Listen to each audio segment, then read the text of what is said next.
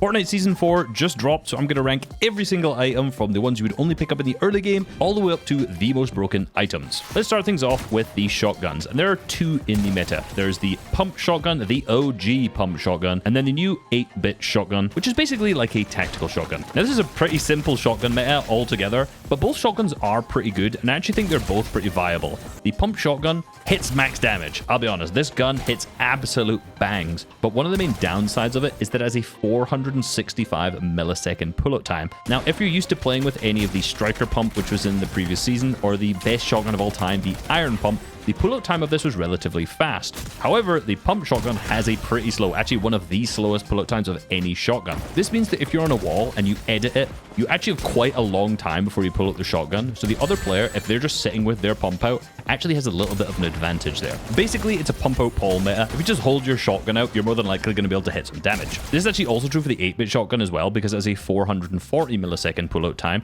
So both are relatively slow. Now, I've been playing a lot today, and I actually don't mind the slow pullout time. Usually, I love faster pullout weapons. Maybe it's just because I'm an unk, but this is definitely an unk box fight meta based on the slow pullout times. As I already mentioned, if you make a bad edit, the other player's just sitting with their pump out, it's really easy to hit damage. So it's a much slower box fighting meta because you can't just make a quick edit, go for a shot. You have to make a good edit and swing into it, or wait for the other player to make a mistake. So it definitely is an unk box fight meta with these slow pulling out shotguns. Now, very importantly for the damages, the gold pump does deal 205. And yes, in the clips of me killing the bots in the background, every single time I hit a 200, I did scream 200. Doesn't matter if it's a bot or not. So unsurprisingly, the pump is the meta. However, the 8-bit shotgun isn't actually bad by any means. Now, every single rarity above the grey deals 100 or more body shot damage. So if you're close enough and you aim right, you can basically two-shot any player from 200 HP. I'm making a short on this right now, which I do not know if it will be out or not. But with this gun, you really want to aim at the upper chest, as you can pretty much guarantee 100 damage shots if you're within like a 1 tile radius.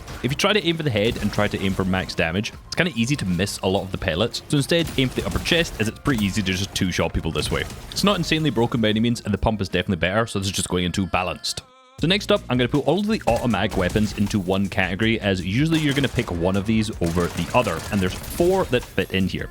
Firstly, the assault rifle. Secondly, the ranger assault rifle. Third is the drum gun. And then fourth is the tactical pistol, which is the same pistol which was in the first season of this chapter. So on screen, you can see the damage per second of all of these weapons. And you might think that one of them is significantly worse than the other. And obviously it is, the ranger being just under 150. However, if you look at the damage per shot, of course, this is much higher. So in the blue rarity, it deals 41 in comparison to the assault rifle, which will deal 33. So just for fighting and box fighting, sure, it's not that great. However, for Surge, it's incredibly good. When you look at the damage drop-off, it barely has any. So at 100 meters, this deals 37 damage, whereas the assault rifle will deal 22. So despite the fact that the ranger assault rifle is not great for box fighting because it deals less damage per second, it's way better for Surge and getting long-range tags. So I'm going to put the ranger into the meta, but it's really only the meta for Surge lobbies.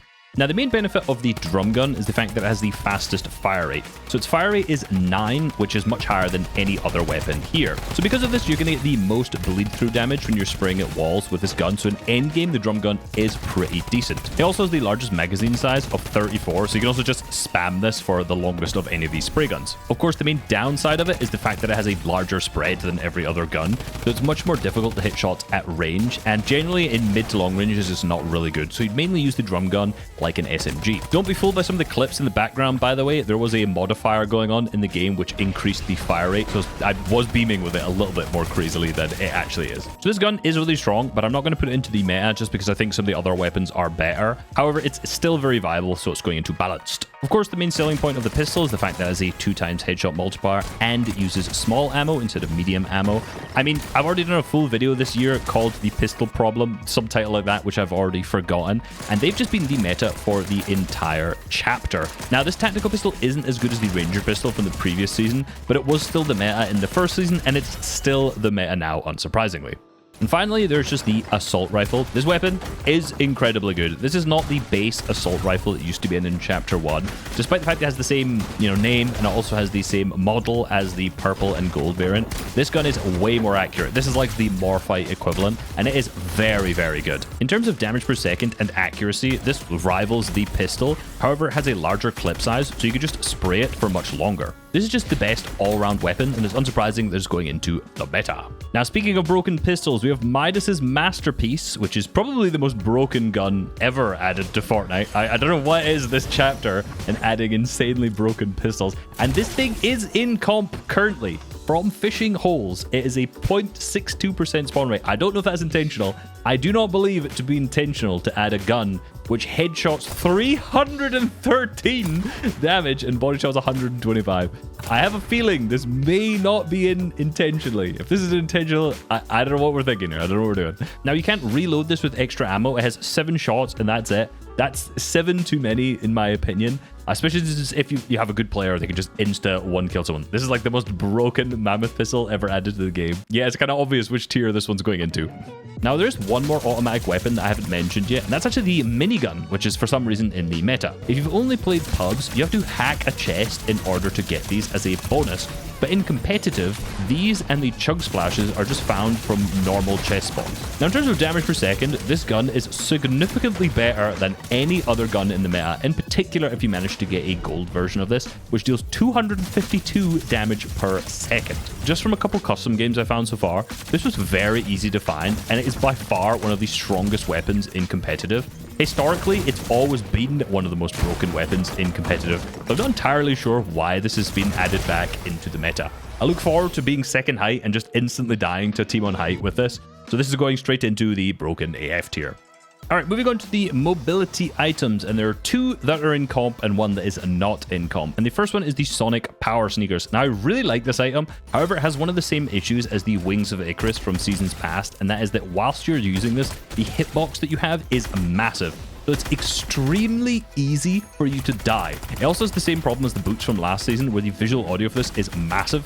So you can see people using this miles away, and you can hit them super duper easily. So there's a lot of downsides to this. I honestly think they should decrease the size of the hitbox whilst you're using these, because I think they'd be such a nice balanced item for competitive. But instead, I think there's just too many downsides, so they're going into balanced. I do feel this is like an item where there's just going to be some random tech that makes them totally meta in the future, though. So I might eat my words on this. The other mobility item is the overdrive grenades. I'm not going to go too deep into these. We've had them in all year already. Everybody knows that they're the meta, and because the Sonic Power Sneakers aren't necessarily good enough to overtake them, in particular in team modes, you can't like team rotate with the Power Sneakers. They just become the meta yet again. Then the final mobility item is the base boost. This is not in competitive, but even if it was, I don't really think it would be the meta anyway, because despite the fact that it has a lot of uses, the overdrive grenades are just better in every single way, outside of the fact you can't just like spam other players with them. The Mega Buster is also not in competitive, along with all of the gizmos as well. Here is all of the old heals, most importantly Chug Splashes and Chug Jugs, obviously going to be the meta. Importantly, Chug Jugs are now 1,000 gold instead of 750 from vending machines,